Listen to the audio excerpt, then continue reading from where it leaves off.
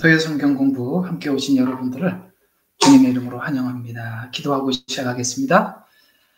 사랑이 많으시고 자비로우신 하나님 아버지 감사합니다. 오늘도 저희들이 이 토요일 성경 공부를 통해서 아버지 하나님, 우리가 일상의 설교를 통해서 충분히 이해할 수 없었던 그런 좀 애매하고 또 많은 설명이 필요한 내용들을 우리가 공부라는 방식을 통해서 함께 나누고 있습니다. 특별히 은사에 대해서 우리가 5번째 시간을 갖게 해주셔서 감사합니다.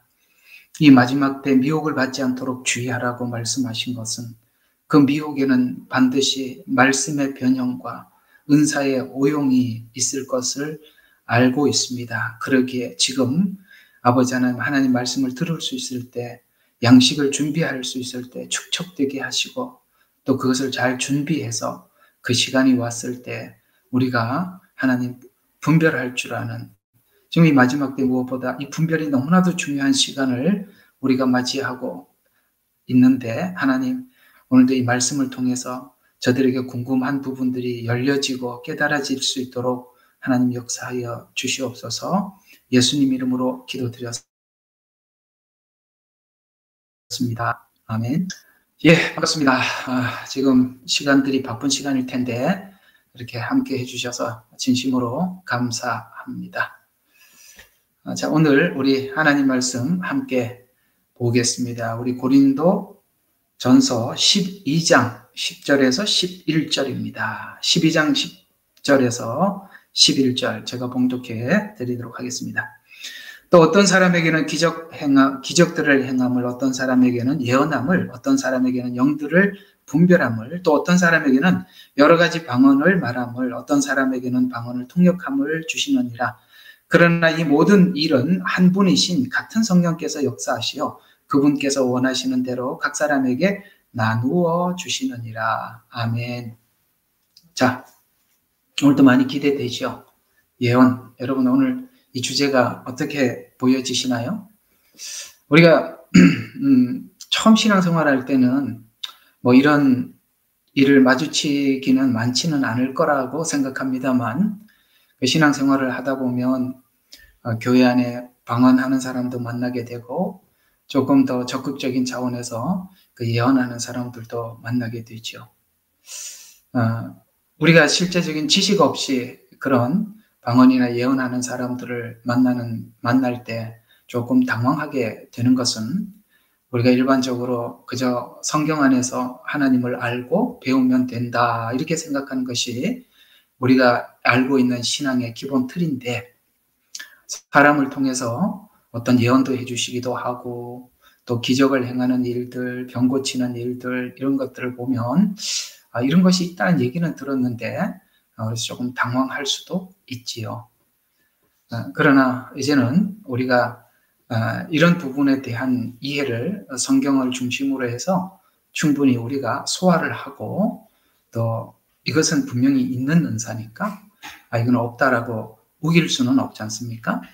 그렇다면 성경에서 말씀하시는 대로 그것을 따라서 우리가 분명한 지식을 소유하고 있을 때 이것이 어떻게, 왜 하나님께서 이렇게 그 은사를 활용하시는지를 우리가 보고, 또 우리가 왜 이런 공부를 해야만 하느냐면 이 모든 은사들은 하나님께서 주신다라고 우리가 그렇게 알고는 있지만, 그러나 그 반대로 하나님이 주시더라도 사람을 통해서 나오다 보니까 그 사람에 대해서도 관찰을 하라고 성경은 이야기를 하고 있거든요. 그래서 또 하나는 사람이 하기 때문에 어떤 문제가 생길 수가 있느냐면, 그 마음속에 사람들에게 인정받고 싶어 하는 욕구나 혹은 자기 어떤 탐심을 위해서 은사를 사용하게 될 때 그 은사는 하나님이 목적한 대로 가는 것이 아닌 전혀 다른 방향으로 이렇게 흐를 수가 있기 때문에 우리가 이 공부는 필연적으로 해야 한다고 생각을 합니다.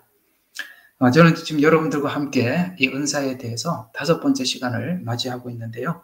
앞으로도 할 것도 굉장히 많습니다. 한 3분의 1 정도 왔나? 모르겠습니다. 아주 할 게 그렇게 많은 줄 몰랐죠. 은사라는 것이 공부해야 될 내용들이 굉장히 많다는 것을 여러분 좀 아시고, 그래야만이 우리가 어느 정도 이 은사에 대한 기본적인 지식을 소유할 수가 있기 때문에 그렇습니다. 제가 조금 여러분들한테 교만한 마음은 아니지만, 또 여러분들이 이 배우는 데 있어서 좀 이거 참 귀한 걸 배운다라는 측면에서 여러분들에게 조금 권해드리고 싶은 부분이 있다면, 이렇게 은사에 대해서 정말 장시간 많은 부분들을 자세히 설명해 준 그런 내용들을 찾아볼 수가 잘 없었어요. 그러나 이렇게 긴 시간 여러분들과 이 이야기를 여러분들에게 나눌 수 있는 것은 저 또한 하나님 앞에 감사한 일이지만, 이 내용을 여러분들과 함께 꼭 나누어야 되겠다는 마음의 결심이 선 것은, 예수님께서 우리가 이 마지막 때 그런 부탁을 하시지 않습니까? 너희가 미혹을 받지 않도록 주의하라는 그 부탁, 저도 이렇게 어떤 책임감을 좀 느끼고 있기 때문에 여러분들과 함께 이 부분을 아주 클리어하게 정리를 해보려고 합니다. 아마 여러분들도 이 공부를 하면서 나름 막 이런 질문도 하고 싶고 저런 질문도 하고 싶고 그런 게 있을 것입니다. 그러나 질문은 좀 하지 않아 주셨으면 좋겠습니다. 왜냐하면 하다 보면 여러분들이 질문해야 될 내용을 제가 분명히 답을 줄 겁니다. 지금 물어봐야 앞에 있는 그러니까 기본을 모르면 뒤에 질문을 아무리 대답을 해줘도 앞에 기초를 모르기 때문에 들어도 잘 몰라요. 그래서 아마 이거 하다 보면 내가 알고 싶어 했던 것, 질문하고 싶었던 것들에 대해서 제가 여러분들에게 많이 답을 할 겁니다. 그러니 조급하게 마음 먹지 마시고 차근차근 들어주시면 마지막까지 여러분들에게 큰 유익이 되리라 생각이 듭니다. 자, 오늘은 이렇게 본문을 읽어보시면 저번 주에 이제 믿음에 관한 어떤 사람에게는 믿음을 이렇게 말씀을 드렸죠. 이 은사를 설명하기 전에 가장 믿음이 먼저 등장한 게 뭐라고 그랬죠? 하나님께서 우리를 이유 없이 조건 없이 구원해 주셨고, 은사도 하나님의 뜻대로 나누어 준. 그러니까 이 둘 다, 구원도 은사도 우리에게로부터 나온 것이 아니고 하나님이 주신 거니까, 우리가 다른 사람에게 이 은사를 활용할 때도 너의 이익이나 유익이나 자기 얼굴을 내거나 혹은 사람들에게 나타내려고 하지 말라라는 뜻에서 은사에 가장 먼저 등장하는 것이 믿음의 은사, 이렇게 설명을 하고 있습니다.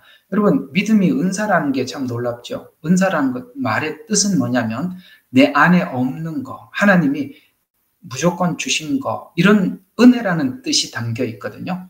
그렇다면 은사도 이 믿음으로 설명하는 걸 봐서 이 은사도 분명히 우리 안에 있는 것은 조금도 없고 오직 하나님께서 주신 것이라고 이렇게 풀이할 수가 있겠습니다. 근데 오늘 여기 이제 다음 절을 보면 기적행함, 그 다음에 예언, 이렇게 순서대로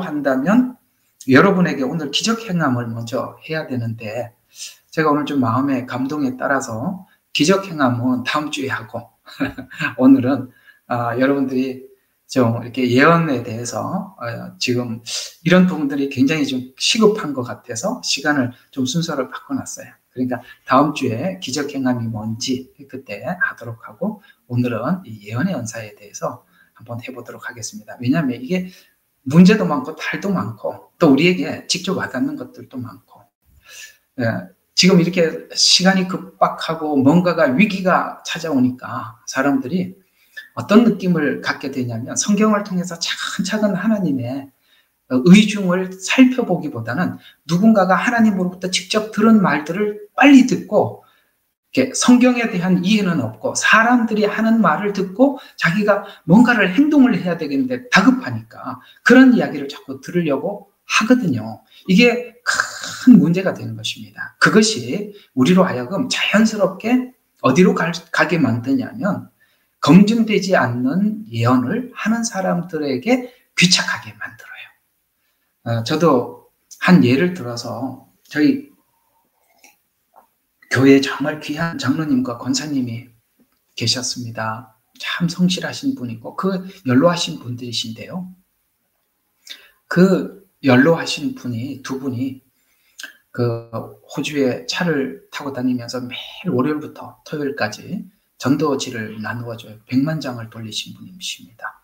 여러분 그 노인네가 100만 장을 돌린다는 것은 한국에는 아파트에 한번 넣으면은 막 100장씩 들어가잖아요. 여러분 호주는 집이 한 집 있어요. 그걸 다 그 노인네가 걸어 다니시면서 그걸 넣고 밤에 잠은 그 차 안에서 주무시고 이렇게 하셨던 분이세요. 그렇게 하나님에 대한 열정도 있으시고 그러셨던 분인데 어느 날 어떤 분이 이렇게 예언하시는 분이 계셔요. 어떤 권사님이세요. 한국에 천안에 계시는 박뭔가 그래요. 근데 그분 이야기를 이제 자꾸 듣기 시작하면서 이상하게 어느 날 이제 자꾸 한국을 왔다 갔다 하시다가 어느 날 한국에서 제게 전화가 왔어요. 목사님, 저는 이제 이 교회 안 다니겠습니다. 느닷없이. 그래서 왜요? 그랬더니 뭐 가서 이제 그 권사님하고 이야기를 했더니 자기 이야기만 들어야지 남의 이야기 들으면 안 되고 뭐 그런 분들이 다 가짜들이 일반적으로 그렇겠지만 자꾸 사람들과 사람 사이를 갈라놓거든요.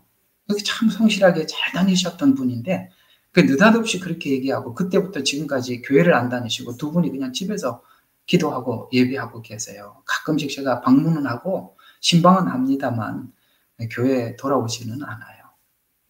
어때요? 열매가 좋은가요? 아니죠. 얼마든지 성경에서 설명해 줄 일이 많은데 그분은 그렇게 직접 하나님 앞에 받아서 전하는 이야기가 맞다고 생각했기 때문에 그분이 말이 옳다라고 생각을 하고 그렇게 돼버린 것입니다. 이런 부작용들이 사실 앞으로는 많이 일어나게 될 것이고 왜냐하면 사람들이 이렇게 다급해지면 급하잖아요. 그러면 그런 걸 찾아가게 돼요. 그러다 보면은 자연스럽게 직접 하나님 앞에 계시를 받은 예언의 은사를 받은 사람을 자꾸 구하게 되고 그들이 대부분이 예언의 은사를 어떻게 출발을 이런 얘기를 하고 출발하려고 한 건 아닌데 자꾸 이야기가 이렇게 몰려가니까 좀 몰려가는 대로 좀 설명을 하고 한번 해봅시다. 그러다 보면은 그런 분들이 처음에는 몇 가지는 하나님께서 잘 맞도록 이해가 되도록 정상적인 하나님께서 어떤 예언을 주실 수 있어요. 그러나 사람들이 자꾸 몰려들고 자기의 말에 귀를 기울이고 기대감을 가지고 있고 사람들이 자꾸 그 다음에 뭐라 그래요? 그 다음은 또 하나님 뭐라고 말씀하세요? 자꾸 그렇게 하다 보면 이분이 그 사람들이 자꾸 몰려와서 자기 이야기를 들으려고 하기 때문에 하나님이 주시지 않은 것인데 자기 상상 속에서 자꾸 뭔가를 만들어내요. 예언을 계속 해야 된다는 부담을 갖게 된다 이 말이에요. 왜? 자꾸 사람들이 들으러 계속 오거든요. 유튜브 사람들은 그 조회수는 늘어가고 구독자는 늘어가고 이 사람들에게는 자꾸 이렇게 안절부절하게 돼요. 이게 안절부절하게 되면 하나님이 주시지 않은 건데도 받은 것처럼 사람들에게 자꾸 각색을 하기 시작하게 돼요. 그거는 예언이 아니라 그때부터 자기 생각으로부터 나오게 되는 것입니다. 제가 이게 유튜브 안에 그런 식으로 하시는 분들이 굉장히 많은 걸로 저는 알고 있습니다. 그래서 더 강하게, 더 자극적인 그런 이야기들을 만들어냄으로써 사람들로 하여금 이제 더 이상 이렇게 나가지 못하도록 확 막아놓고 근데 그게 어디가 가장 방해가 되느냐면 자기가 출석하는 교회가 자기가 설명하는 것하고 굉장히 이게 충돌이 된단 말이에요. 그러니까 보통 권면하는 방식은 그 교회 그만 다녀라, 관계를 끊어라, 자기인데 평상시에 좋은 권면을 했던 사람도 돌아서라, 이렇게 이제 가게 되는 것입니다. 그건 악한 열매입니다. 아시겠죠? 그래서 지금 현재 이렇게 예언을 하고 하나님께 받아서 무슨 말을 전하는 분들은 많은데 관찰을 해보면 전혀 성경에서 근거를 찾을 수 없는 예언을 받아서 전달하기도 하고 그래서 이 특별히 유튜브를 참 사람들을 지저분하게 만들고 더 이상 그 말을 신뢰할 수 없도록 그렇게 되어가는 것을 많이 경험을 하고 있습니다. 또 보고 있어요. 그런 측면에서 오늘 이 이야기가 좀 시급해서 오늘 예언의 은사 한 10페이지 정도, 예언에서 많이 준비해놨죠. 10페이지 정도 준비해놨는데 오늘 다 할 수 있을지 모르겠습니다. 못하면 다음 주 또 하면 되죠. 그죠? 네, 이번 주 못하면 다음 주, 그 다음 주 못하면 다음 주 하고 그렇게 가는 겁니다. 자, 그러면 한번 읽어봅시다. 기적이나 능력 행하는 은사들은 이제 다음 주에 할 거지만, 이런 은사들은 악한 자들에게 하나님 되심을 증거하고, 복음을 전하는 사람들에게 하나님이 하나님 되심을 사람들에게 보여줘서 복음에 힘을 실어줘요. 이해가 가요? 악한 자들은 차단하는 역할을 하고, 복음을 전하는 자들에게는 날개를 달아주는 것이 기적과 능력 행하는 은사예요. 그건 다음번에 한다고 그랬죠? 그래서 하나님께서 이 복음을 전하는 사람들에게 이렇게 기적을 행하게 하기도 하고, 귀신을 쫓아내기도 하고, 그 다음에 뭐죠? 병자를 고쳐주는 거예요. 여러분, 성경에 보면 예수님께서 제자들을 보내서 복음을 전하라고 보냈을 때 그들이 돌아와서 너무너무 행복해하고 막 기뻐하면서 이야기하잖아요. 주님, 우리가 갔더니 병자가 낫고요, 막 귀신이 떠나갑디다. 와, 막 좋아갖고 막 그러니까, 그런 거 가지고 기뻐하지 말고 네 이름이 생명책에 기록된 거야. 그거 빠지지 말라는 거예요. 거기 빠지지 말고 너하고 하나님 관계, 그 구원에서 머물러야지. 그거에 이제 빠져버리면 이제 문제가 되는 거예요. 은사자들이 이런 데서 이제 문제가 생기는 거거든요. 거기에 빠져버리면 문제가 되는 것입니다. 또 오늘 이제 여러분들과 함께 할 예언과 방언, 이게 말의 은사들이 맞죠? 이거는 말의 은사예요. 이제 다음에 이제 이것도 나눌 겁니다. 이게 말의 은사가 뭔지. 근데 예언과 방언은 다 말의 은사인데, 이것은 공통적으로 어떤 특징을 가지고 있냐면, 우리가 예수 믿는 사람들이 자기가 자기에게 덕을 세우기 위한 것은 방언의 은사라면, 예언의 은사는 교회 전체의 덕을 세우기 위해서 주는 은사예요. 그러니까 이 방언과 예언은 기본적으로 어떤 데 덕이 되느냐면, 성도들의 신앙이 자라게 하는 데 도움이 돼요. 이해가 가요? 기적이나 능력은 복음을 전하기 위해서 하나님 주시는 은사라면, 예언과 방언은 믿는 사람들이 신앙이 성숙하기 위해서 주는 은사라, 이 말이에요. 성숙하기 위해서. 이걸 아셔야 돼요. 성숙을 위해서 주는 거예요. 모르는 걸. 그래서 참 이게, 이 예언이 잘못 쓰이면 어느 쪽으로 가게 되냐면, 제가 이사를 동쪽으로 해야 돼요? 서쪽으로 해야 돼요? 네? 이게 딱 점집에 가서 물어보는 거하고 뭐가 다릅니까? 여러분, 그 점을 치는 분들이 이야기를 해요. 점 치는 곳에 신자들이 많이 온대요. 교회 신자들이. 교회에서 예언의 은사를 가진 사람이 없나 봐요? 거기 가서 물으러 갑니다. 근데 그 마음 자체가 문제가 있지 않나요? 하나님께서 이사를 동쪽으로 가라, 서쪽으로 가라, 이렇게 하려고, 그런 거 가르쳐 주시려고 예수님 십자가에 우리를 위해서 죽으셨나요? 참 이상하죠? 치사하죠. 이상한 걸 넘어서 진짜 치사하죠. 예수님 십자가가, 그 죽음과 희생이 그거 위해서였나요? 아니지 않습니까? 여러분, 다 그런 생각을 가지고 있으면 이런 잘못된 사람들에게 낚이는 겁니다. 아시겠죠? 오늘 그런 걸 정리를 해볼 필요가 있어요. 자, 그러면 오늘 이 예언의 은사는 하나님의 준 메시지를 사람들에게 전달함으로써, 여러분, 이 예언의 은사는 교회의 덕을 세운다 그랬잖아요. 개인의 덕이 아니라 교회 전체의 덕. 그러니까 이 예언의 은사를 하면 그 개인에게 자꾸 이렇게 들어가는 게 아니라 그 사람이 세워져서, 아시겠어요? 그 사람을 세워서 교회에 유익된 사람으로 만들어서 교회에 돌려보내는 것이 예언의 은사의 기본이다, 이 말이에요. 다시 한번. 무너진 사람을 세워서 교회의 덕이 되도록 만들어서 돌려보내야 되는데, 예언으로 사람을 묶어버리죠. 그건 가짜다, 이 말이에요. 그 사용하는 사람이 그렇게 쓰기 시작하면 하나님이 그에게 예언을 주는 게 아니라 사단이 그런 예언을 계속 가져다 주는 거예요. 자, 그래서 이 예언의 은사는 하나님의 메시지를 전달해서 교회의 어떤 부분에 대한 경고, 그 다음에 권면, 위로, 혹은 지시. 여러분 이걸 보니까 아, 예언의 은사가 이런 역할을 하는구나. 경고, 권면, 위로, 지시. 그러면 여러분 예배소서에 요한계시록에 7교회에 보니까 경고도 있었죠. 권면도 있었죠. 위로도 있었죠. 지시도 있었죠. 말씀이나 예언의 은사는 다르질 않아요. 그렇게 풀어가기 시작하면 이제 예언의 은사가 저 멀리 그냥 사람이 개인이 사용하는 게 아니라 말씀도 그렇다라고 말씀과 예언의 은사를 둘을 묶어서 설명을 하면 예언의 은사는 이렇게 좁은 관점에서 푸는 게 아니라 이 말씀도 거짓된 말씀이 있고 참 말씀이 있고 그렇죠.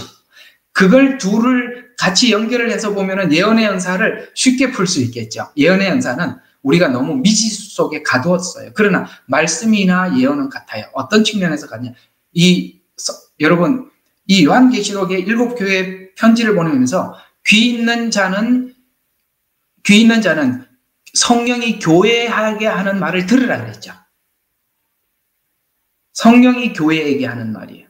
그럼 예언의 은사도 뭐예요? 성령님께서 주셔서 개인에게 주는 거죠.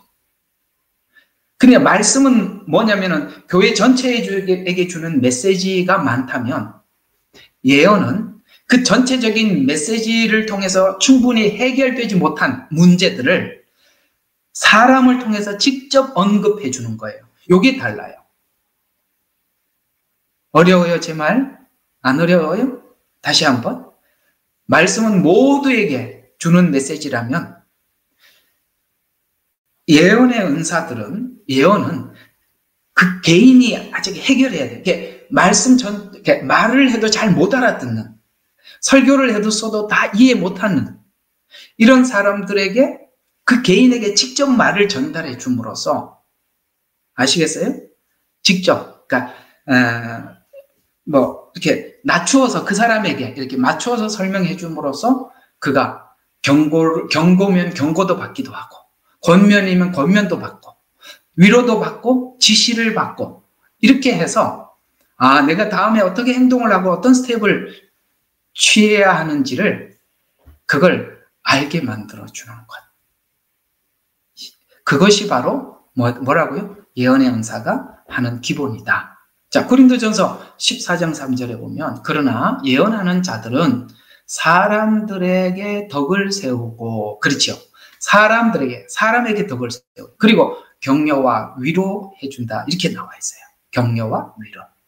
그러니까 기본적으로 경고가 대부분이 아니라 위로를 함으로써 그가 다시 일어나게 만들어준단 말이에요.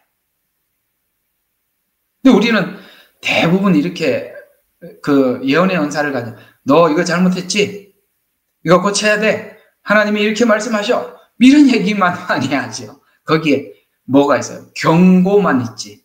뭐가 없어요? 위로. 그러나 기본적으로 예언의 은사는 뭐를 하시더라? 격려와 위로를 하더라. 여러분, 책망을 해서 사람이 일어날 정도 수준이 된다면 그는 참 수준 있는 사람인데 우리는 신앙들이 책망을 해서 일어나기보다는 위로를 해서 일어나는 두 가지 방법이 있는데 하나님은 기본적으로 어디를 택하시더라? 위로와 격려를 택하시더라. 저희 사모님이 이런 은사가 있는 분 아닙니까? 근데 이렇게 사모님 사역하는 걸 제가 옆에서 많이 봤어요. 그게 보면 하나님께서 그 쓰러지고 넘어진 사람들에게 하나님 찾아가셔서 너 왜 그래? 그게 뭐야? 이렇게 하기보다는 그들이 참 절망 중에 있을 때 그래도 그 하나님을 향한 그 마음을 하나님께서 그 가느다란 그 희망을 비집고 들어가서 붙잡고 일으켜 주시더라고요. 사람들이 너무나도 절망 중에 있을 때 하나님께서는 그래도 하나님을 향한 그 마음속 깊은 곳에 있는 하나님을 향한 그 마음을 찾아내 주셔서 그래, 네가 그래도 그렇지 않느냐? 그래도 나에게 다가오려고 애쓰지 않았느냐? 제 표현으로 그렇게 표현하는 거예요. 다른 말이겠지만 그렇게 해서 그가 다시 한번 하나님을 향해서 힘을 얻고 위로를 얻고 으쌰하고 일어나게 만들어 주시더라는 거예요. 그래서 기본적으로 예언은 경고와 권면보다는 하나님께서 오늘 고린도전서 14장 3절의 말씀처럼 격려와 위로가 기본이다 이 말이에요. 아시겠죠? 책망을 해서 일어나기보다는 넘어진 사람들에게 그걸 해서 일으켜 세워주는 그것이 하나님께서 하시는 어떤 분들은 뭐 경고하고 권면하고 그런 게 있어요. 그래서 여러분 일곱 교회를 보세요. 하나님께서 책망을 먼저 이야기를 해요? 아니면은 경고를 먼저 해요? 위로를 먼저 하잖아요. 너희가 이런 거 참 잘했다. 격려하고 그 다음에 뭐 하죠? 야 근데 그거 하다가 네가 이거 잊어버렸잖냐. 이거 다시 회복해야 되지 않겠니? 이렇게 하나님 말씀하시잖아요. 우리는 격려는 어디 다 가버리고 뭐밖에 없어요. 경고. 하나님 경고해? 그렇게 그따구로 살지 마라? 뭐 이렇게 얘기를 하니까 그 다음에 이 예언에 알레르기가 생긴 거예요. 누가 그렇게 하러 오면 도망가고 싶은 거예요. 그렇지 않습니다. 아시겠죠? 사람들이 굉장히 힘들 때는 경고가 들리는 게 아니라 몰라서 못 일어나는 게 아니에요. 대부분은 알고 있어요. 근데 왜 못 일어나냐? 힘이 없어서 그러는 거예요.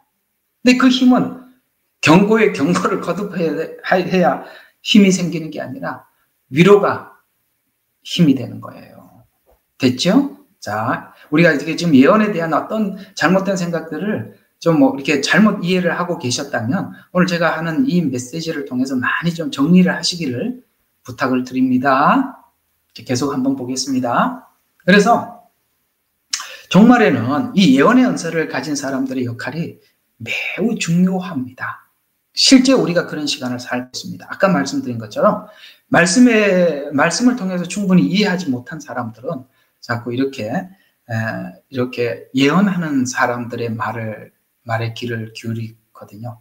요즘 이렇게 유튜브에 들어가서 조회수가 많고 그런 거 보면 뭐 하나님이 이런 경고를 하십니다. 이러면 또 사람들이 쭉 들어가서 또 다 들어요. 아, 무슨 경고를 했는지 듣고 싶고. 그 다음에 또 좀 예언적인 발언들 말이죠. 성경을 풀어주는 거는 별로 들어오지도 않아요. 이게 뭘 의미하느냐면, 이게 한국인의 정서라는 책을 보면 한국 사람들에 대해서 이게 연구를 한 사람들이 그런 이야기를 해요. 한국 사람들은 매우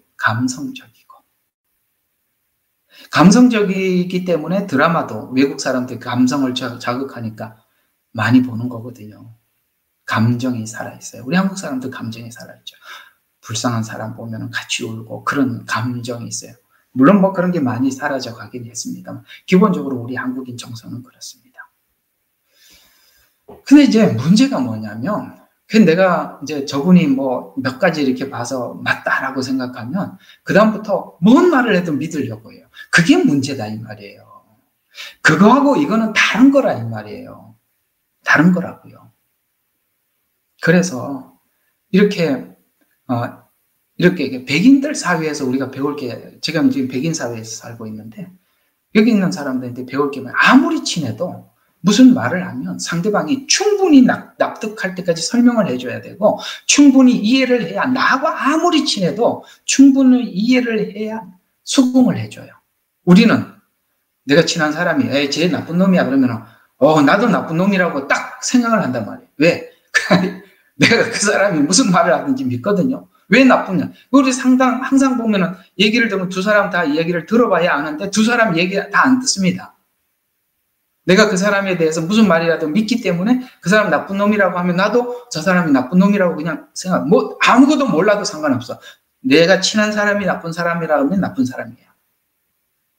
이게 문제라는 거예요.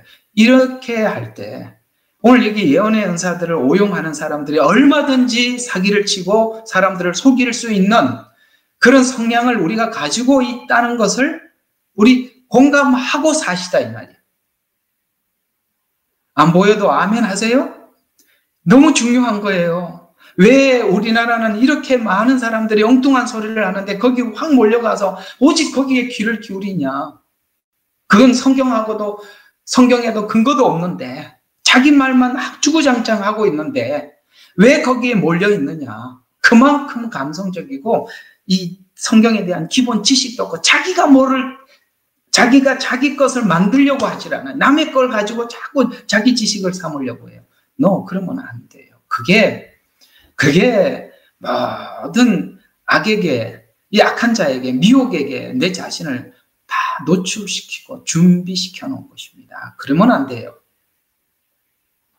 그래서 이 마지막 때는 이런 은사자들의 역할이 매우 중요하기 때문에 종말에 두려움으로 인해 예언의 은사 가진 사람들을 찾게 돼요. 그러면 오늘 이 예언의 은사가 어디에서, 어떤 문제에서 우리에게 이렇게 문제가 되느냐, 이런 부분들을 우리에게 설명한 내용이 있어요. 그게 열왕기상 22장입니다. 성경을 그쪽으로 빨리 돌리시죠.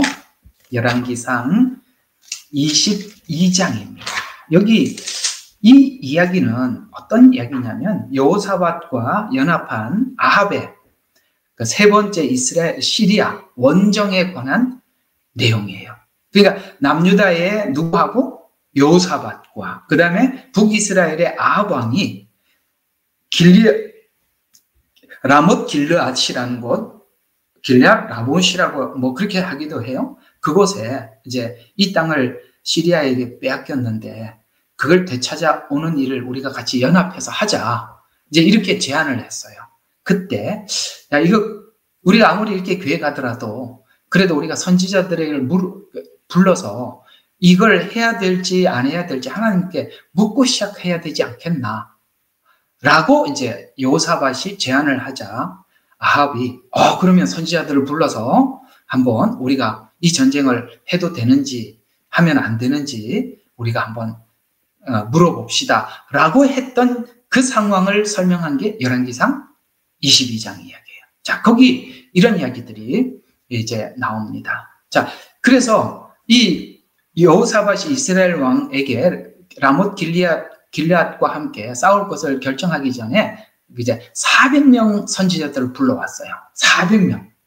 그래서 하나하나 다 물어봐요. 그래서 이 거짓 선지자들이 이제 몰려온 이 사람들이 다 거짓 선지자예요. 가짜가 400명이 왔어요. 왜냐하면은 아합이 항상 하나님이 반대되는 일을 하려고 하니까 참 선지자들이 말을 꺼내면은 하지 말라고 할 거 아니에요. 그죠? 하나님 기뻐하지 않는다고 얘기할 거 아니에요. 그러니까 선지자라고 뒀는데 전부 다 자기가 듣기 좋아하는 말만 하는 사람들만 딱 모아놨어요. 그래서 우리 선지자 엄청 많아. 400명을 불러왔어요. 그랬더니 이 400명이 전부 다 하는 말이 올라가소서 이렇게 얘기를 하는 거예요. 가서 전쟁을 치르십시오. 하나님께서 승리를 거두게 할 겁니다. 이렇게 400명이 이야기를 했어요. 그랬다. 이제 여호사밧이 똑같이 그렇게 이야기를 하니까 400명이 야, 그거 말고 다른 선지자는 혹시 없습니까? 하고 아합에게 물어봤어요.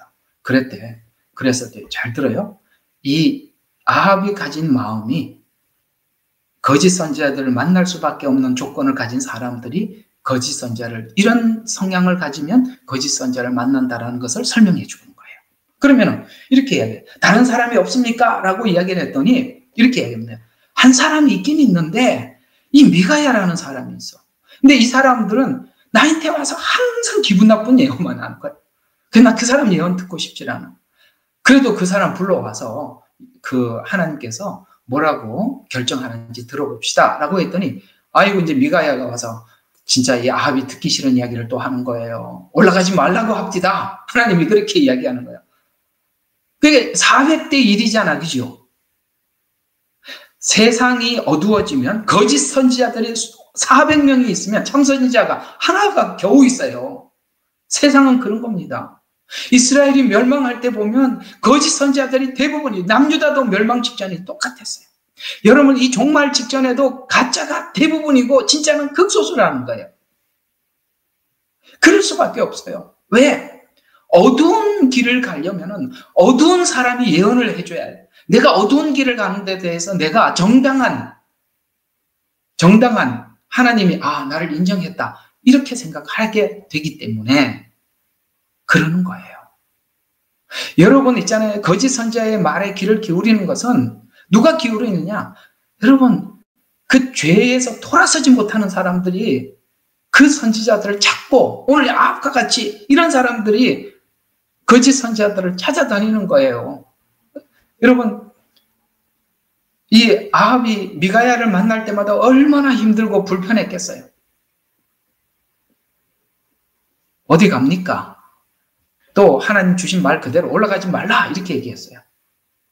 그런 것처럼 이 거짓 선지자가 존재하는 이유는 거짓 선지자들의 말을 통해서 자기 행위가 정당화하기 위한 마음을 가진 자들이 있기 때문에, 상품을 사는 사람이 있기 때문에 가게가 있는 거예요. 맞지요? 이런 말을 듣기를 원하는 사람들이 있기 때문에 거짓 선지자들의 활동이 횡행하는 거예요. 그래서 미가야 선지자 이 상황을 이렇게 설명을 하고 있습니다. 예언은 좋은 것과 나쁜 것을 나누는 사람들이 속는 거예요. 자, 좋은 것은 뭐예요? 자기가 듣기 좋은 것을, 지금 아합이 생각하고 있는 좋은 것은, 그 사람은 나한테 항상 좋은 말을 하지 않아 라는 이 좋은 말을 하지 않고 좋은 말을 하는 사람과 좋은 말을 하지 않는 사람을 나누는 기준이 아합에게는 자기가 듣기 좋은 말을 하는 사람은 좋은 선지자고, 자기가 듣기 싫은 말을 하는 사람은 나쁜 선지자라고 생각을 하기 때문에 거짓 선지자들이 옆에 있는 거예요. 설교를 들으러 다녀도 여러분, 우리가 듣고 싶은 말을 찾아다니면 그게 여러분의 신앙의 수준이에요. 저는 그렇게 생각해요. 대통령은 그 국민들의 수준이고, 성도는 여러분들이 믿고 따르는 목회자가 여러분의 신앙의 수준입니다. 저를 미가야처럼 생각한다면 저희 교회 못 다니겠죠. 매일 불편한데 어떻게 불편한 교회를 계속 다니겠어요? 그러나 쓴소리를 들어도 내가 하나님 앞에 지금 거룩한 하나님 자녀답게 살고 싶어하는 이 간절한 마음이 있으면 쓴소리를 듣는 거죠. 근데 이 아합은 절대 바뀌지 않아요. 왜? 자기에게 쓴소리하는 사람은 미가야라고 생각하고 있어요. 그가 진짜 참 선지자인데도. 그래서 여러분은 좋은 것과 나쁜 것을 어떻게 구분하고 계시나요? 여러분들이 듣기 좋은 말을 하면, 저분 참 훌륭한 목사다. 싫은 말을 하면은, 저 사람 나쁜 사람이야. 이렇게 생각합니까? 그럼 우리는 아합이에요. 그 얘기를 하는 것입니다. 그래서 여기 열왕기상 22장 18절에 보면은 이스라엘 왕이 여호사밧에게 말하기를, 그가 내게 좋은 것은 예언하지 않고 나쁜 것만 한다고 내가 당신께 말하지 아니하였습니까? 보세요. 오자마자 올라가지 말라고 하지 않습니까? 이런 말이 여기에 담겨 있는 거예요. 저 사람 혼자만 쓴소리합니다. 근데 보세요. 400대 1 아닙니까? 이쪽이 훨씬 많아요. 이쪽 사람들이 말이 맞을 거예요. 여러분, 수가 많으면 맞습니까? 여러분, 이 마지막 때 보세요. 이 모든 종교다원주의도 다수기 때문에 자기들이 옳다고 이야기해요. 여러분, 다수면 다 맞나요? 아니에요. 놀랍게도 성경은 남은 자가 소수라고 하고 참목자도 소수라고 합니다. 왜 그럴까요? 그것은 바로 그 시대에 죄가 횡행하다는 뜻입니다. 소돔과 고모라 성. 그렇죠? 거기에 성경에 보면 롯의 가족 이외에는 아무도 없었어요. 노아 시대 때 보세요. 노아 식구들 외에는 아무도 없었어요. 이런 것처럼 이 마지막 종말이 되면 죄가 의가 되고 보편화되고 상식이 되고 정상이 되어서 우리가 그 구분이 모호해지는 거예요. 누구 같은 마음을 가지고 있기 때문에 오늘 여기 아합과 같은 마음을 사람들이 소유하고 있기 때문에 그렇게 된다는 거예요. 그래서 거짓 선지자가 이제 그런 마음을 가지고 있으니까 하나님은 어떻게 하는지, 이게 이제 굉장히 중요한 이야기예요. 지금 아합이 그런 마음을 가지고 있어요.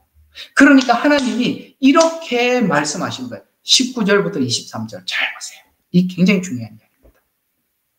자, 미가야가 말하기를 이제 하나님의 환상을 보면서 지금 이렇게 그 하나님이 하고 있는 그 환상을 보면서 이렇게 말해주는 거예요. 자, 미가야가 말하기를 그러므로 왕은 주의 말씀을 들으소서. 자, 지금 하나님께서 내게 주시는 메시지가 있습니다. 당신이 그렇게 생각하고 있는 것에 대해서 하나님이 이렇게 말씀하십니다. 라고 하면서 내가 보니 주께서 주의 보좌에 앉아 계시고, 그래, 하나님 지금 보좌에 앉아 있는 거 지금 환상을 보고 있는 거예요. 마치 요한이 보고 있는 환상처럼 그렇게 보고 있는 거예요. 그래서 앉아 계시고 하늘의 모든 군대가 그의 오른편과 왼편에 있는데 주께서 말하기를 누가 아합을 설득시켜 그가 길랏 라몬에 가서 쓰러지게 할 것인가? 하나님 그렇게 얘기하는 거예요. 여러분, 이렇게 악한 마음을 가지고 하나님의 말씀을 듣지 않으려고 하니까 하나님이 죽음으로 내몰도록 어떻게 합니까? 누가 그 아합을 설득시킬 것이냐? 이 설득이라는 말을 주의해서 보셔야 합니다. 설득. 그 자유의지를 하나님 앞에 이렇게 정하고 나니까 그 자유의지가 악한 결정을 하고 나니까 그 악한 결정에 따르도록 그가 스스로 설득당하도록 보낸다는 거예요. 거짓 영을. 무섭지요? 거짓 영이 와서 거짓 복음을 전하고 거짓 예언을 받는 이유는 오늘 여기 아합과 같은 마음을 가지고 있을 때 하나님께서는 그 일을 시도하더라는 거예요. 무섭지 않습니까? 왜 그렇게 하느냐? 결국에는 이 설득을 당해서 그 설득을 당해서 행하는 건 자기예요. 그래서 하나님께서 훗날 그를 심판의 근거로 삼는 거예요. 무섭지 않아요? 하나님 무조건 막 심판하는 게 아니에요. 우리 자유의지의 결정에 따라서 심판하시는 거예요. 그래서 설득이라는 말이 나오는 거예요. 그래서 아합을 설득시켜 그가 길랏 라몬에 가서 쓰러지게 할 것인가? 목적은 쓰러지게 만드는 게 목적이라는 거예요. 그랬더니 한편은 이렇게 말하고 다른 편은 저렇게 막 이제 하나님께 이제 막 이런 제안 저런 제안을 했어요. 그래서 한 영이 나와서 영이 한대요. 그래서 한 영이 나와서 주 앞에 서서 말하기를 내가 그를 설득시키겠나이다. 와, 무섭죠? 설득시키겠나이다. 하자. 주께서 그에게 말씀하시기를 어떻게 하겠느냐 하시니 그가 말하기를 내가 나가서 잘 봐요. 거짓말하는 영이 돼요. 오케이? 무섭죠? 거짓말. 그래서 거짓말하는 영을 누구에게 임하냐? 거짓말하는 영이 거짓말하는 선지자에게 임해서 그 거짓말을 해서 결국에는 그가 길르온 라몬에 가서 쓰러지게. 왜? 이미 하나님께서 이 라합의 악행을 앞에서 그 나봇의 포도원 아시죠? 그 뺏었던 그걸 하나님께서 근거로 이 아합을 심판하기로 결정을 했었거든요. 그걸 지금 실행하도록 하나님께서는 거짓 선지자들을 동원하고 거짓 영, 그러니까 이 400명은 전부 다 하나님이 보낸 그 거짓 영에 의해서 설득당하고 있는 것입니다. 그게 여러분 거짓 선지자나 거짓 영의 설득에 의해서 그런 것이 아니라 라합의 마음이 그렇기 때문에 거짓 영과 거짓 선지자의 말을 따르는 거예요. 그러면 책임을 하나님께서 그런 사람들을 우리에게 보내서 우리가 속았습니다가 아니라 하나님은 지금 뭘 이야기하고 있는가? 네가 그랬잖냐? 라고 하나님이 지금 이야기를 하는 거예요. 그랬기 때문에 내가 그 거짓 영이 되어서 그의 모든 선지자의 입에 있겠네. 아시겠어요? 거짓 선지자의 입에서 나오는 말을 가지고 사람들 속인다는 거예요. 그래서 성경은 말씀이라는 거예요. 말씀. 오케이? 그래서 선지자의 입에 있겠나이다 함으로 주께서 말씀하시기를 내가 그를 설득하여 이루라 하고 하나님이 보냈어요. 그래서 그렇게 하라 하셨나이다. 그러므로 이제 보소서 주께서 이 모든 왕의 선지자들의 입에 거짓말하는 영을 넣으셨고 아시겠어요? 그 400명 전부 다 그 거짓말을 하는 영을 넣어서 그 말을 했단 말이에요. 또 주께서 왕에게 재앙을 말씀하셨나이다 하더라. 됐지요? 그러니까 이거는 외부에서 누군가가 나를 속여서 그런다는 이야기를 하는 거예요? 아니면은 네가 그랬기 때문에 그렇다는 거예요? 네가 그랬기 때문에 이미 앞에서 그런 하나님께 너무나도 큰 죄를 지었었고 하나님께서 그 예언을 했단 말이에요. 아시겠어요? 그래서 이 전쟁터에 나가서 죽지요. 그리고 그렇죠? 죽습니다. 네, 그런 것처럼 하나님께서 그런 마음을 가진 자에게 하나님께서 그렇게 하시더라. 그래서 우리가 하나님 앞에 정말 중요한 것은 여러분 뭐라고 말씀하시냐면 무릇 지킬 만한 그 무엇보다 네 마음을 지켜라. 누가 뭐 예언을 하고 거기 휘둘릴 거 하나도 없어요. 내 마음이 하나님 앞에 굳고 꼿꼿하고 정상이어야 해요.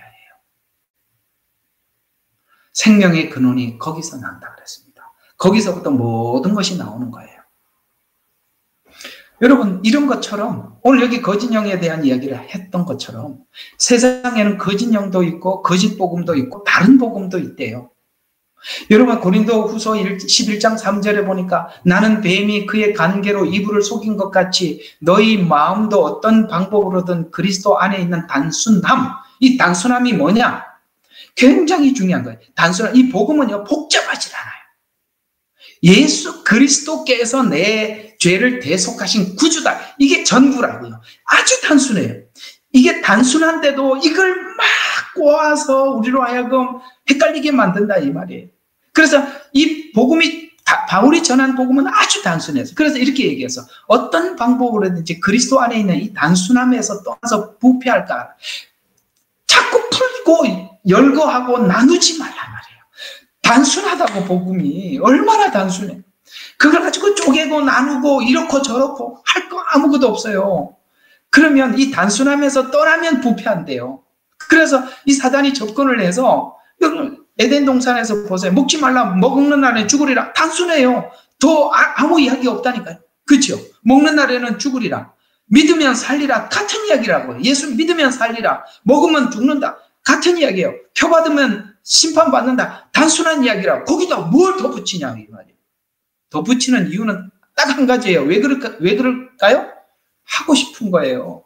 하지 말라는 거 하고 싶은 거예요. 그래서 자꾸 뭔 다른 논리를 만들어내는데 그럴 마음이 있는 사람들은 자꾸 그런 다른 논리를 말하는 사람들의 귀를 기울이고 따라가고 싶은 거예요. 왜? 내가 죄에 대해서 자유를 얻고 싶고 내 죄에 대해서 허용하고 싶은 거거든요. 그래서 성경은 단순함에서 떠나면 부패한대요. 그래서 두려워하노라. 만일 누가 와서 우리가 전파하지 않는, 여기서 말하는 우리는 바울이 전한 복음이에요. 단순한 그 복음들. 그래서 우리가 전파하지 않는 다른 예수를 전파하고 있는, 우와, 예수도 다른 예수가 있다는 거예요. 그렇죠? 예수도 다른 예수가 있다는 거예요. 그 다음에 너희가 받아들이지 않은 또 다른 영, 영도 다른 영이 있대요. 그 다음에 또 뭐가 있어요? 너희가 영접하지 않는 다른 복음을 전파하면 세 가지. 하나는 뭐라고요? 다른 영, 다른 예수, 다른 복음. 와, 다른 게 있답니다. 그러면서 그 뒤에 이런 말을 슬쩍 붙였어요. 너희가 그를 잘 용납하는도다. 고린도 교회. 왜요? 그들은 지금 짓는 죄에 대해서 자유를 선언해주는, 자기가 짓는 죄에 대해서 자유를 선언해주는 사람을 구하고 찾고 있었거든요. 그러니 저래도 된대. 이 정도까지는 허용된대. 내가 지금 이거 하는 거는 뭐 이 정도는 할 수 있는 거라고 그 사람은 그렇게 얘기하더라고. 그래서 그 사람이 좋아. 그게 다른 복음이라 이 말이에요. 묻고 따지지 말고 믿는 거예요. 아시겠죠? 성경이 말하면 묻고 따지지 않고 믿는 겁니다. 그런 것처럼 아까 열왕기상 22장에 있는 말씀처럼 이 말이 고린도후서에서도 똑같이 이렇게 설명을 해 들어가고 있어요. 고린도후서 11장, 아까 11장 3절에 그렇게 말씀했다면 쭉 내려와서 13절부터 15절은 아까 거짓말하는 영이 거짓말하는 선지자 입에 들어가서 말을 한다고 했듯이 여기 고린도후서도 똑같이 이야기를 하고 있어요. 11절부터 15절까지. 그러한 자들은 거짓 사도요. 사도도 거짓 사도가 있대요. 그죠? 그래서 자칭 사도도 있고 거짓 사도도 있었어요. 초대교회 때. 그래서 자칭 사도라고 하는 사람들 에베소 교인들이 착착 구분해냈어요. 거짓 사도도 있대요. 그래서 또 이 사람들은 기만의 일꾼이요. 기만이라는 말은 속이고 교활하게 속인다 이런 얘기입니다. 교활하게. 여러분 신천지를 보세요. 처음에 가면은 못 들었던 복음 들은 것 같고 세상에 우리 목사님 설교도 안 해주던 거 이렇게 신기하다. 교회에서는 성경 공부하라고 아무리 오라 그래도 오지는 않더니 세상에 신천지 성경 공부는 왜 이렇게 열심히 다녀? 교활하게 속여서 그런 거예요. 처음에는 신기한 거 주는 것 같은데 슬슬 어디로 끌고 가요? 슬슬 어디로 끌고 가죠? 가짜 복음으로 끌고 가요. 나중에는 끝에 가서는 이만희가 메시아야 이렇게 해도 못 빠져나와. 아이고 처음부터 그 얘기였더라면 안 들어갔을 텐데. 그죠? 나중에 그 얘기를 듣고도 못 나와. 그때까지 교활하게 속여서 간 겁니다. 교활해요. 이 사람들이. 여러분, 이 사람들도 바보인 줄 아세요? 여러분들 속이기 위해서 얼마나 연구했겠어요? 또 자신들은 그리스도의 사도로 가장한대요. 이 가장이라는 말은 겉만 꾸민다는 이야기잖아요. 그래서 외형이나 형태를 바꾸고 본질은 숨기고 껍데기만 바꿔서 들어온. 그래서 성경은 뭐라고 얘기해요? 양의 탈을 쓴 일이라 이렇게 표현합니다. 변장을 하니까 모르는 거예요. 그렇기 때문에 우리가 그것을 보고 그 사람의 실력을 보고 사람들에게 많이 알려진 거 이런 거 보지 말라 이 말이에요. 그건 아무 상관이에요. 외형은 아무 의미가 없는 거예요. 아시겠어요? 저 유명한 사람이 하는 말은 다 맞겠지. 유명한 사람들은 신학교의 총장 되는데요. 신학교 총장의 말은 다 맞는 건가요? 총장이 돼도 예수 안 믿는 사람이 많은데요. 어쩌시겠어요? 직위가 높으면 다 그 사람 말이 다 옳은 건가요?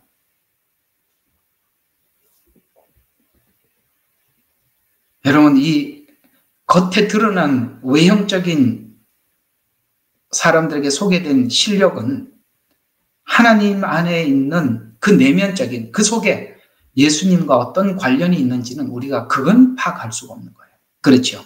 얼마든지 말은 잘 설명할 수가 있는 것입니다.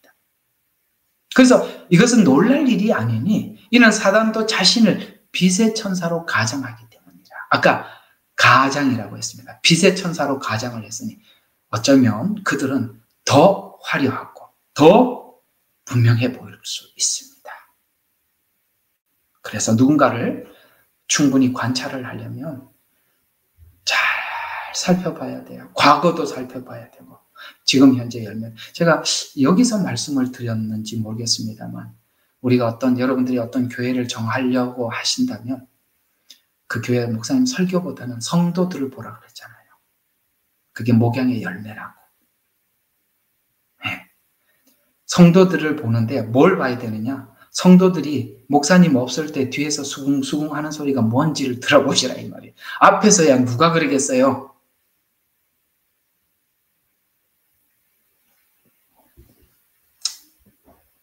예, 이 정도만 해도 될 것 같습니다. 자, 그래서 이렇게 왜 사단도 위장하냐? 성경대로 말씀대로 믿으려 하지 않고 말씀을 편집하려는 것은 자신의 욕정을 채우며 살려 하기 때문에 이런 자들에게 미혹의 영을 보내서 거짓 선지자들을 세워놓고 그들의 말에 귀를 듣게 하고 거기에 빠져들어서 나는 이 교회 다니고 나는 이 목사님이 그렇게 말씀하셨으니까 상관없어. 성경이 그렇게 말을 안 하고 목사님이 말한 게 진짜가 아니라 목사님도 설교자도 성경에 있는 대로 말을 해야지요.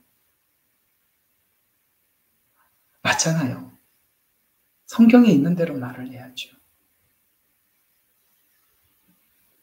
아무리 유명하고 그래도 그 사람이 성경 권위 위에 있을 수는 없는 거예요. 그렇죠? 그런 것처럼 이 마지막 때는 이런 영들의 활동이 엄청나게 두드러지게 나타나고 있다는 것을 요한계시록 16장 13절과 16절에 이렇게 말씀하고 있어요. 구약에도 이런 말씀이 나왔지만 종말에는 여러분 성경에 보면 종말에는 이 사단을 용으로 표현합니다. 용으로 표현한다는 말은 그만큼 사단의 미혹이 강해졌다는 뜻을 이야기하는 거예요. 뱀이 용이 됐다는 것은 그 미혹하는 방식이 너무나도 다양하고 너무나도 교묘해졌다는 거예요. 참 옛날에는 단순했는데 왜 옛날에는 단순한지 아세요? 옛날에는요. 사단이 찾아와서 우리에게 묻기를 아주 분명하게 자기가 사단이라고 밝히고 왔다고. 어떻게 밝힌? 예수 믿으면 죽이고 안 믿으면 살린다.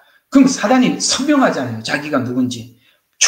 내가 누군지 딱 이야기하고 하잖아요. 지금은 속여서 온이고 기만을 하고 그저 교활한 방법을 쓰니까 우리가 분별이 안 되는 거예요. 내 영혼을 잃어버리고 내 영혼을 팔고 있는데 내가 팔리고 있는지도 몰라요. 그게 바로 속임수라는 거예요. 무섭지요. 옛날에는 칼을 들고 와서 말했기 때문에 네가 사단이구나. 분명히 알아요. 그러나 지금은 이렇게 오기 때문에 사람들이 모르는 거예요. 그래서 쉽게 내주는 거예요. 근데 이 마지막 때는 얼마나 이 사단의 미혹이 강력해졌는지 계시록 16장 13절과 16절에 이렇게 내가 보니 개구리 같은 더러운 새 영이 보세요. 아까 거짓 선지자의 입에다가 두었다 그랬죠. 똑같이 얘기하고 있어요. 새 영이 용의 입과 말이에요. 언어. 그래서 믿음도 들음으로 생기죠. 듣는 거예요. 사단도 말을 하는 거예요. 그래서 우리 영에 직접 영향을 주는 것은 듣는 거예요. 그래서 우리가 뭘 듣느냐가 그렇게 중요한 거예요. 그래서 듣는 걸 선별해야 하는 거예요. 아무것도 듣지 말라는 거예요. 왜냐하면 믿음은 들음으로 오는 거고 미혹도 들음으로 오는 거기 때문에 우리 귀를 아무 데나 내주지 말라 이 말이에요. 아시겠습니까? 귀를 아무 데다 바치지 말라고요. 아무것도 듣지 말라고요. 함부로 듣지 말라는 거예요. 그런 거 듣고 싶은 마음이 들거나 성경 하나 더 읽으세요. 그래서 여기 용의 입과 짐승의 입과 출처가 뭔지 얘기를 해주잖아요. 용의 입, 짐승의 입과 거짓 선지자들 입이라고 분명히 입이라고 다 나오고 있어요. 다른 걸 하는 게 아니라 마지막 때는 어떤 칼을 들고 오는 게 아니라 입을 통해서 미혹을 통해서 온단 말이에요. 그래서 예수님이 미혹받지 않도록 조심해라고 입을 조심하라. 그 말을 조심하라. 이런 이야기를. 이거 입에서 나오는 것을 우리가 분별을 하지 않으면 안 되는데 분별이 안 된 사람은 아합과 같은 마음을 가지면 언젠가는 넘어지게 돼 있어요. 장담합니다. 우리가 하나님 앞에 믿는 믿음이 동기가 선하지 않으면 언젠간 넘어진다 이 말이에요. 계속 보세요. 그래서 거짓 선지자들이 입에서 나오는 그들의 기적들을 행하는 마귀들의 영들이라. 영들, 복수란 말이에요. 아까 뭐예요? 개구리 같은 더러운 용의 입과 거짓 선지자의 입에서 나온단 말이에요. 그러니까 복수, 다양한 방식으로. 요즘은 보니까 이 사단이 미혹하는 게 너무너무 다양해요. 처음에는 그냥 WCC, NCCK 해갖고 확 데리고 가더니 조금 있으니까 이제 그거는 분별을 하고 그거 가짜야. 그거는 하나님이 이야기하는 복음이 아니야. 저 사람들 가짜야 하고 근데 또 그렇게 뭉쳐 있으니까 또 여기 가고 7년 전 휴거니 중간에 휴거니 또 말이 또 그렇게 나눠지고 아이고 너무 많아. 하여튼 하다 보면 은사가 있니 없니 또 나눠지고 나중에 보면 혼자 남아 있어요.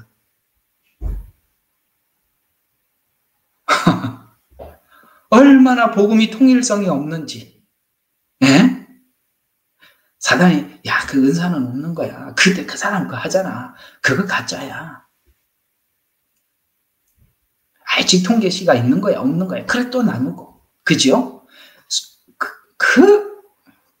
속지 말라. 성경은 이렇게 말씀하고 있어요. 너희를 위하는 자는, 너희를 반대하지 않는 자는 위하는 자라. 여러분 여러분과 여기 있는 이 그룹들이 기본적으로는 여러분들 서로가 거부감이 없는, 반대하는 사람들이 모인 건 아니잖아요. 소소한 의견 차이는 있을 수 있어요. 그러나 반대하지 않는 자는 너희를 위하는 자라고 받아주라고 말씀하고 있어요. 아시겠어요? 큰 문제가 아니면 7년 전에 올라가도 아멘, 중간에 올라가도 아멘 됐지요. 거기에다가 모든 걸 걸지 말라 이 말이에요.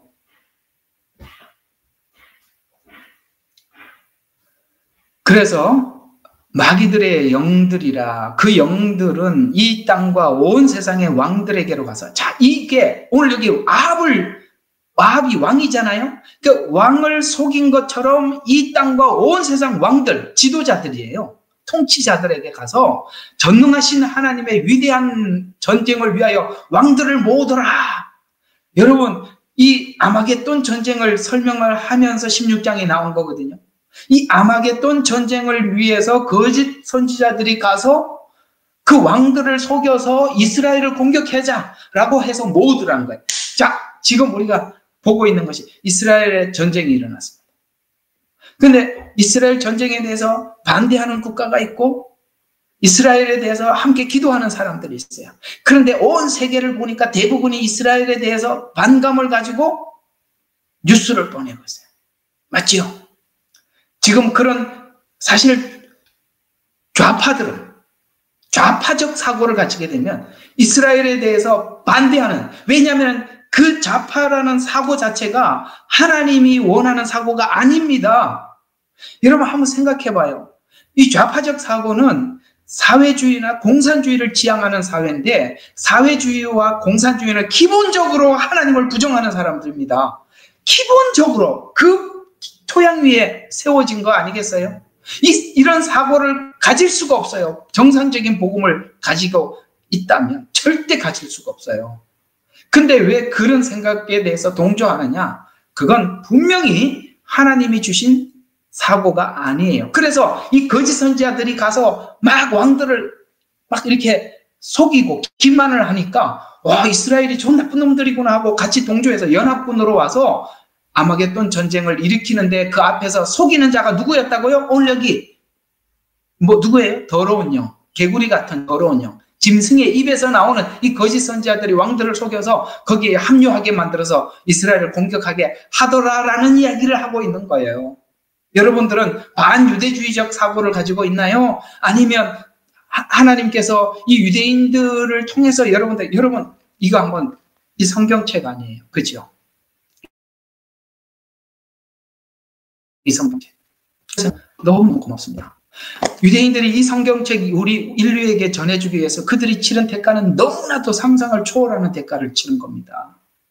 이 성경책이 없었더라면 우리가 하나님을 어떻게 알 수 있었겠어요?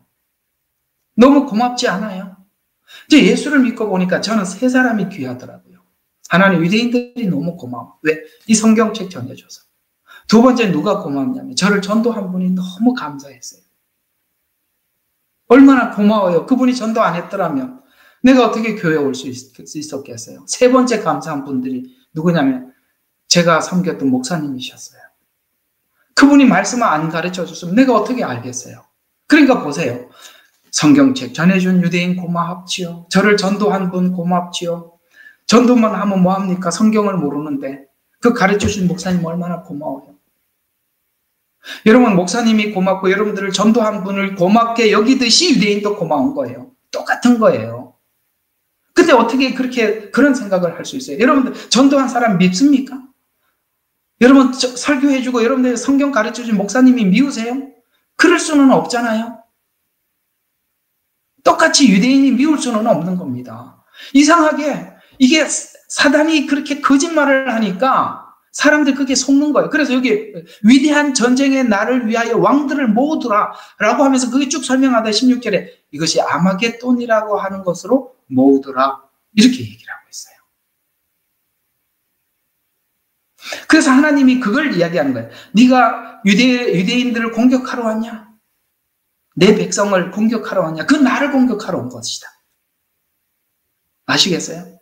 예, 네가 교회 목회자를 대적하냐? 그 나를 대적한 거야. 같은 이야기들이에요. 그래서 오늘 사단이 자꾸 이렇게 분열을 하잖아요. 야, 유대인들 나쁜 놈들이야. 너희 교회 목사 아주 이상한 놈이야. 교회 그런 교회 가지 마. 그 사람들하고 관계 끊어. 이게 정상적인 건가요? 주님은 뭐라고 했습니까? 하나가 되라. 연합되라. 부족하더라도 끌어안고 함께 가라. 기다려줘라. 이게 성경 이야기잖아요. 그래서 오늘 이 요한계시록 16장에 있는 이 말씀은 우리로 하여금 이런 생각을 하게 만드는 거거든요. 자, 그 말하는 그 입의 출처가 여기구나. 짐승이었구나. 그걸 알게 해주고 또 입이 말하는 이 권세가 얼마나 강력한지를 알게 하는 것입니다. 그 듣는 말로 내 영혼을 팔기도 하고 잃어버릴 수도 있고 그래서 귀를 아무데 내주지 말라고 분명히 말씀을 드렸습니다. 아시겠죠? 듣는 거 선별해서 들어야 하는 것입니다. 또 그 입에 속아 넘어가는 자들이 어떤 자들인지를 생각하게 하는 것입니다. 아합 왕과 같은 사람들, 여기 이 아마겟돈에 모이는 이 왕들과 같이 이런 사람들이 그 입에 속아 넘어가는구나. 그래서 요한계시록 21장 8절에 보니까 이런 데 속아 넘어가는 사람들의 마음속에는 뭔가가 문제가 있는 거예요. 그게 문제가 어떤 사람들이 이런 말에 속아 넘어가는가? 잘 보세요. 21장 8절이 그 얘기입니다. 두려워하는 자들. 여러분, 사랑 안에는 두려움이 없나니 온전한 사랑은 두려움을 내어 쫓느니라. 우리 다 외우고 있는 성경 구절이죠. 여러분, 주님 사랑하면 두려움 없죠. 주님 사랑하면 두려움 없어요. 주님이 우리의 전부예요. 그 전부인 우리 주님이 우리에게 어떤 약속을 하고 있는지 우리는 그 약속에 대해서 조금도 의심이 없어요. 우리는 두려움이 없어요. 그러니까 두려워하니까 자꾸 다른 걸 듣는 거예요. 그래서 여러분들의 두려움을 떨칠 수 있는 방법은 오직 하나. 그 복음이 여러분들에게 완전히 소화가 되는 것입니다. 이해가 되는 것입니다. 복음이 완전히 내게 확신을 갖고 뿌리를 내리는 것입니다. 그러면 우리는 다른 사람들의 예언 필요 없어요. 주님과의 관계 속에서 우리는 행복할 뿐이에요. 그래서 두려워하는 자들은 미혹당하는 거예요. 여러분, 말씀을 통해서 여러분들의 두려움을 해결하기를 주의 이름으로 축원합니다.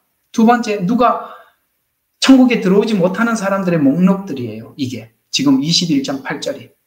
두 번째는 어떤 가증스러운 사람. 여러분, 가증스러운 외식하는 신앙생활은 반드시 거짓 선지자의 말에 속아 넘어가게 되어 있습니다. 외식은 뭡니까?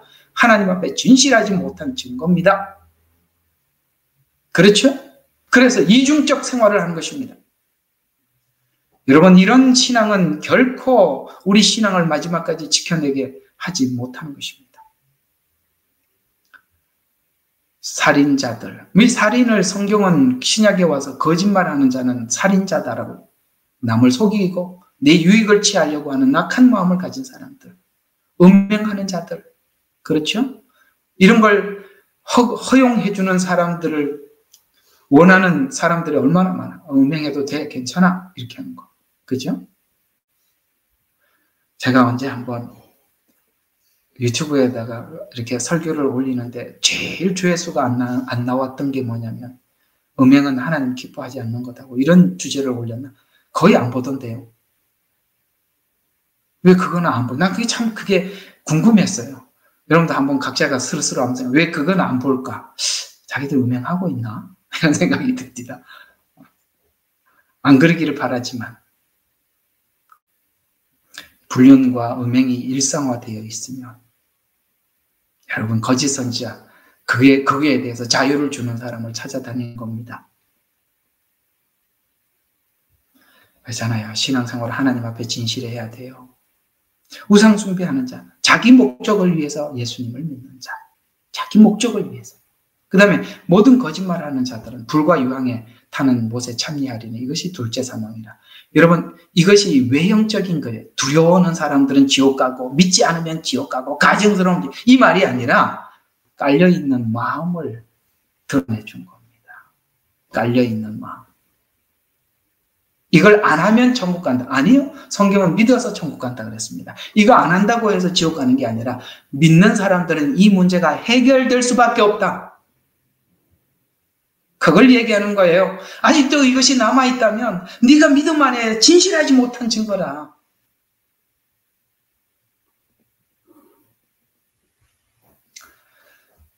자, 계속. 그래서 이 아합과 같은 자들과 거짓 선지자들의 이 둘의 만남은 사단의 역사에 따라서 뭐예요? 사단의 역사에 따라서 아합을 멸망시키고 죽이려고 하는 목적에 의해서 거짓 선지자들이 자기가 선지자라는 이름으로 와서 하나님의 이름으로, 하나님이 그렇게 말했다는 거예요.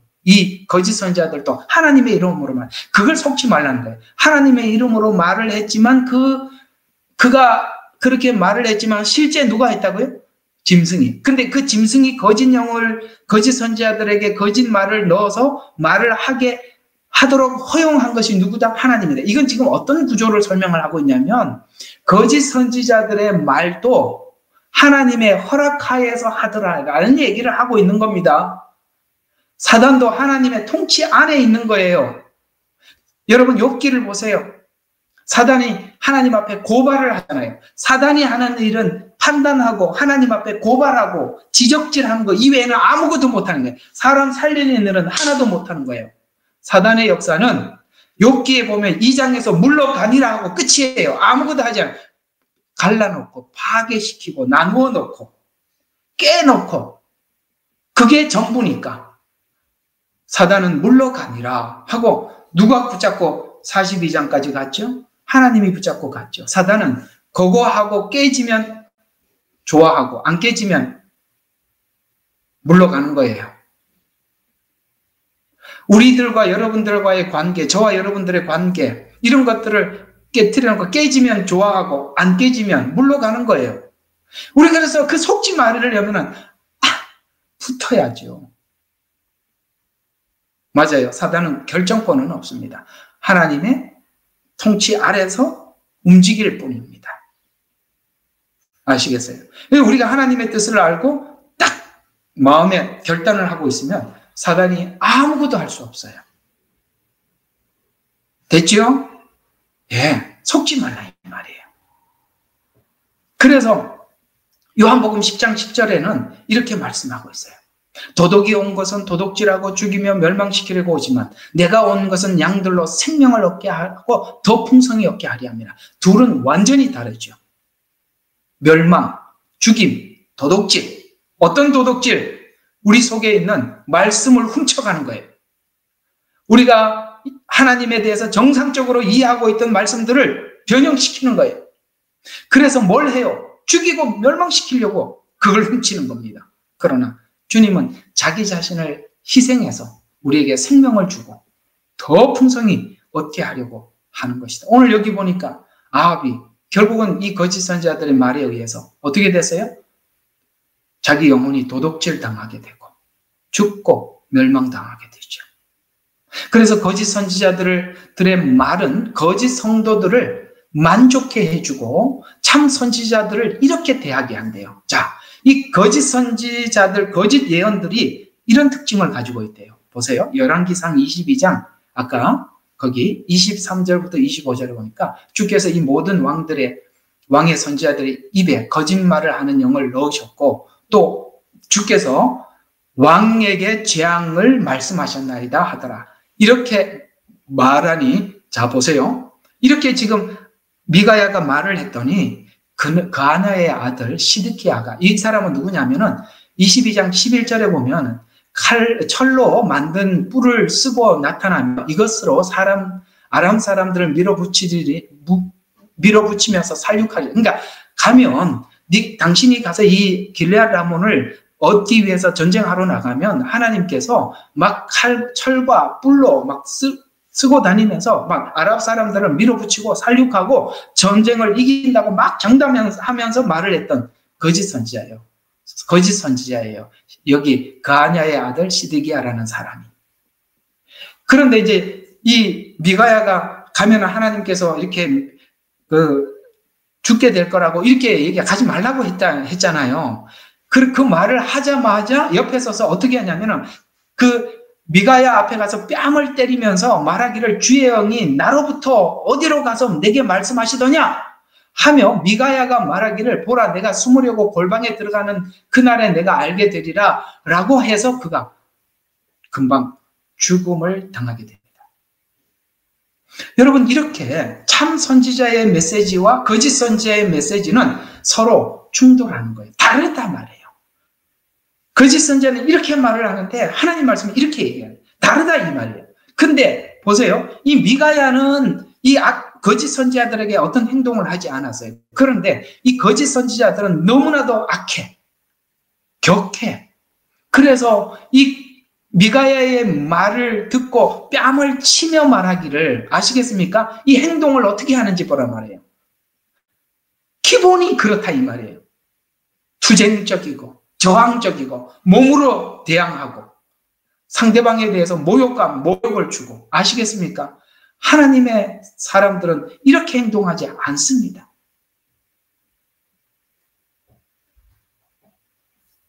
여기서 우리가 받는 교훈이 열왕기상 22장에서 받는 교훈이 뭐냐?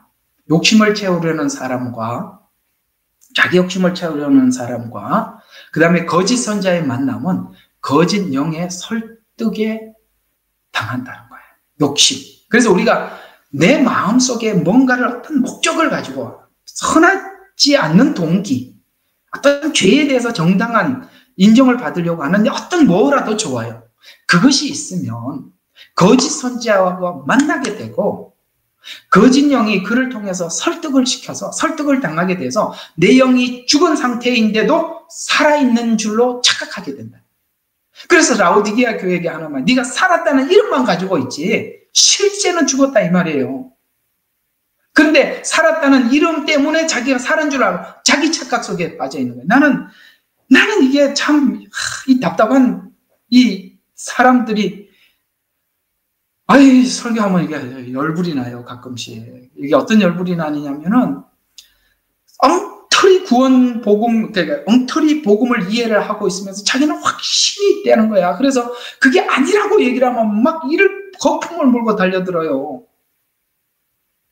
그게 살았다는 이름만 자기가 가지고 있는 거지 하나님이 아무것도 인정하지 않는 거예요. 마태복음 7장인가 거기 가보면 내가 귀신을 쫓아내고 수많은 일들을 주의 이름으로 했다고 주의 이름으로 했는데 그 일이 나타나니까 자기는 하나님의 사람이라는 거예요. 근데 주님이 오셔서 뭐라 그래요? 난 너 누구냐? 이렇게 도리어 헛들하는 거예요. 그 자기 착각 속에 빠져 있는 거예요. 나에게 그런 일이 일어나니까 내가 하나님 앞에 하나님 종이구나. 난 구원받았구나.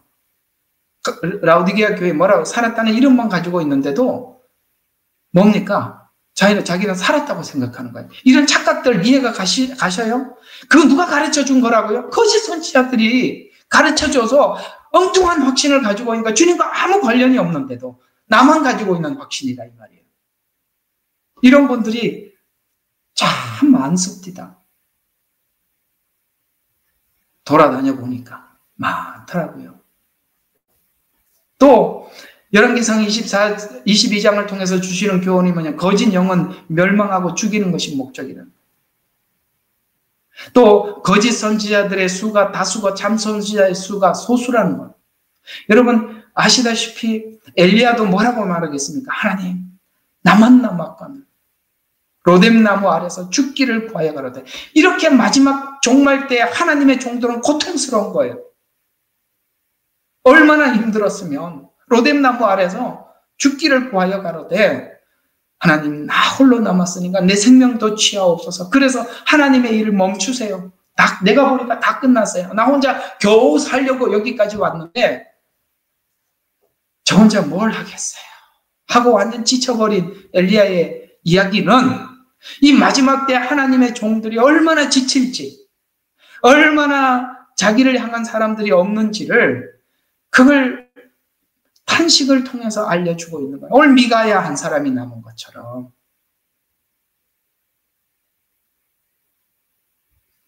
여러분 요즘 들어서 여러분들이 그런 느낌을 많이 받으시지 않으세요? 야, 어떻게 세상에 나 혼자 있는 것 같아. 이런 생각이 여러분만 드는 게 아니라 이 마지막 때에 다 그런 생각이 들 수밖에 없는 환경 속에서 예수를 믿고 있답니다. 참 감사하지요? 그래도 우리 여기 몇 명이야? 우리 여기 400명 좀 넘잖아요? 내가 보니까 이게 10분의 1 같아요. 400명은 있는데 그래도 여기 적극 참여하는 사람이 10분의 1. 이것도 무슨 11조인가? 이런 생각이 들긴 합디다만. 그래도 이 방에서는 서로가 얘기를 하면 받아주잖아요. 우리 7,000명을 이 온라인을 통해서 하나님께서 이렇게 만나게 해주셨구나. 아, 엘리야 때는 이 인터넷이 없어서 못 찾았는데, 그죠?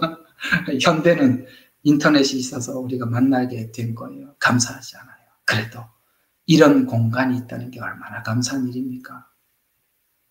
그래서 이 마지막 때는 참 선지자가 소수고 거짓 선지자가 다수구나. 이걸 알 수가 있고요. 또 하나는 거짓 선지자들은 사람이 원하는 답을 찾아주려고 합니다. 아합이 듣고 싶은 말을 해주는 거예요. 그러나 참 선지자는 하나님이 주신 답을 전해주는 것입니다.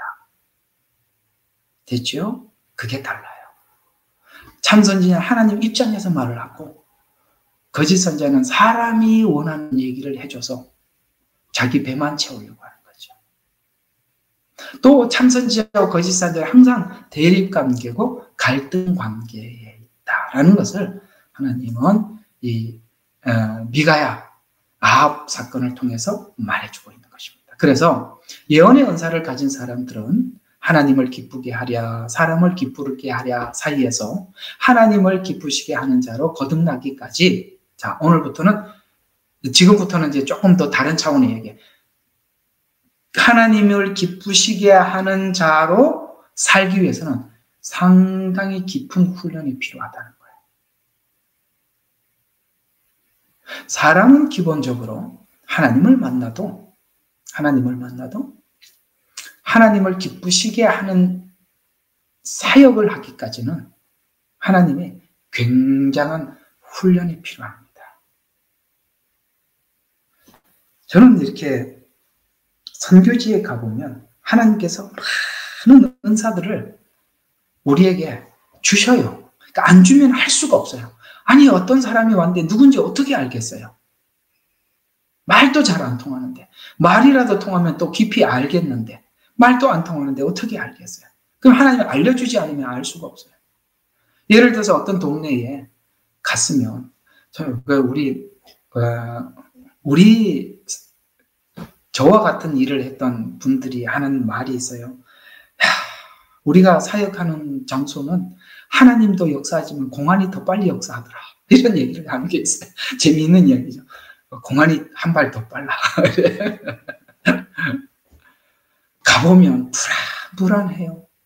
누가 고발을 할지, 누가 어떤 사람인지. 동네 사람들은 모여서 전부 다 쳐다보고 있는데 저 중에 누가 스파이인지 알 수가 있어야죠.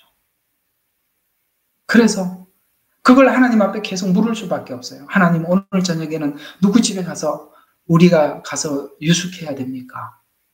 하나님 안 가르쳐주면 갈 수가 없는 거예요. 하나님이 사인을 줘야 뭘 할 수가 있어요. 아시겠어요? 가르쳐주지 않으면, 그리고 무슨 말을 어떻게 해야 됩니까? 라고 하나님이 가르쳐주지 않으면 엉뚱한 말을 했다 꼬여요. 나중에는 수습이 안 된다고. 그리고 거기 있는 사람들, 하나님 복음을 증가하기 위해서 누가 하나 병자가, 아주 그 동네 사람들이 다 아는 병자를 하나 데려다 놓고 하나님이 고치게 해요. 신기해요. 가서 안수하면 병이 나아요. 그럼 사람들이, 저 사람 누구야? 그래서 저 사람 내가 아니라 주님을 소개하는 거예요. 그걸 안 해주면 우리가 뭘 하겠어요? 병을 고쳐줘야 하나님이, 하나님 계시는구나. 사람들 믿을 거, 시선을 집중할 거 아니에요. 그래야 이분이 예수님이다라고 소개를 할 수 있을 거 아니에요. 그렇잖아요. 누군 줄 알아야 가서 마음 놓고 편하게 하룻밤을 보낼 거 아니에요. 안 가르쳐주면 어디 가서 잘지 어떻게 알아요? 그런 거예요. 그래서 이런 것을 하려면 하나님께서 하시는 그런 마음을 우리가 많이 훈련을 받아야 돼요. 저는 선교사 출신이기 때문에 이런 일들을 현장에서 많이 겪은 사람이에요. 뭐 없다 소리 좀 하지 마세요. 가보세요. 하나님이 하시나 안 하시나. 집안에서 앉아서 책 보고 하지 말고 가보라고. 하나님이 하나하나 눈으로 보라고. 얼마나 많이 안 그러면 우리가 뭘 하겠어요? 아무것도 못해요. 여기서는 그래도 이렇게 앉아서 책이나 보고 뭘 하죠. 그런데 가서 우리가 아이고 참 얼마나 막막한지 아세요? 길이 두 개가 나타나면 주님 일로 가야 됩니까? 일로 가야 됩니까? 이 동네에 여기 이 길로 가야 동네가 있는지 저 길로 동네가 있는지 우리가 어떻게 알아? 드론이 있어 뭐가 있어요? 아무것도 없어요. 드론이라도 지금 생각해보면 띄워서 한번 보기라도 이제 산골에 가보면 이게 지금 몇 시간을 걸어야 마을이 나오는지 이쪽으로 가야 되는지 저쪽으로 이제 알 길이 없다니까요. 매번 하나님 앞에 묻고 하나님께 주시는 감동에 따라서 가지 않으면 언제 한 번은 하나님 주시는 감동에 따라서 하지 않았다 얼마나 고생했는지 아주 그냥 도망오듯이 아이고 끔찍해요. 그래서 그 다음부터는 주님 내가 다시는 내가 그렇게 안 하겠다고 그러니까 하나님이 주시는 감동에 따라 하겠다고 훈련 많이 받았습니다. 훈련이 필요한 거예요. 마음이 깨끗해야 되고 훈련도 정직하게 받으셔야 돼요. 상당히 깊은 훈련이 필요한 겁니다. 왜냐하면 은사가 자기 손을 통해서 나타나면 기본적으로 사람들은 자기가 높아지려고 하는 마음을 깔고 살기 때문에 그래요. 그건 훈련이 대단한 겁니다. 여러분 40세 때 모세는 내가 아니면 누가 하랴 하고 막 사람 때려 죽이고 여러분 그래서 자기 열정이 앞서면 사람들 다 영혼들 죽이는 거예요. 열정이 앞서면 훈련이 안 됐잖아요. 그래서 하나님이 40년을 광야에 보내갖고 지팡이 하나 끌고 다니면서 아무도 말하지 못하고 대화 대상자를 다 끊어버리는 거예요. 하나님과 대화하자고. 40년을 훈련을 받았다니까. 그리고 난 뒤에 요셉이 달라진 게 모세가 달라진 게 뭐예요? 하나님의 음성 듣기를 배운 겁니다. 그래서 이스라엘 백성들을 그 순간순간 위기에 이끌러 갈 수 있었던 겁니다.